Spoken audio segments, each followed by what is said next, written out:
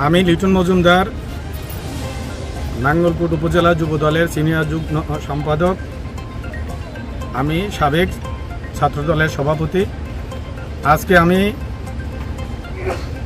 জনস্বার্থে আমাদের নির্বাহী অফিসের সাথে আমরা সবাই মিলে দেখা করেছি এবং বলেছি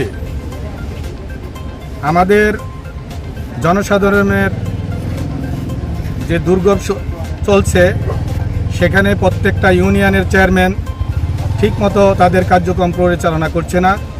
সেই জন্য এই চেয়ারম্যানদেরকে প্রত্যেকটা ইউনিয়ন 16টা ইউনিয়ন চেয়ারম্যানদেরকে অপসারণ করে প্রশাসক নিয়োগের জন্য নির্বাহী মহোদয়ের কাছে অনুরোধ করা হয়েছে। সেই জন্য যা যা পদক্ষেপ নেওয়া দরকার আমরা নেব এবং টিউনু সাহেব যথাযথ ব্যবস্থা গ্রহণ করার জন্য আমি অনুরোধ করছি। সকল ওমেন্স ডিলারদেরকে যারা ওমেন্স ডিলার আছে তাদেরকে বাতিল করার জন্য আমরা অনুরোধ করছি।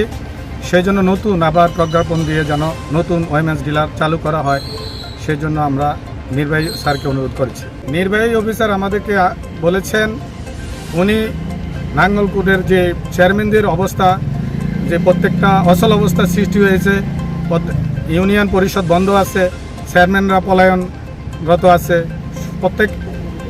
এটা ডিসিকে উনি অবগত করেছেন, ঊর্ধ্বতন কর্মকর্তাকে অবগত করেছেন। ওনার যতটুকু ক্ষমতার মধ্যে আছে উনি ততটুকুই চেষ্টা করবেন যেন এটা অচিরেই নিরসন করা যায়। প্রশাসক কীভাবে নিয়োগ করা যায় ওনার যতটুকু সম্ভব উনি উপরে জানিয়ে দিয়েছেন। আমরাও চেষ্টা করব যেন প্রশাসক নিয়োগ করে এই অচলাবস্থা নিরসন করার জন্য। SBTV, দেশ ও মানুষের কল্যাণে।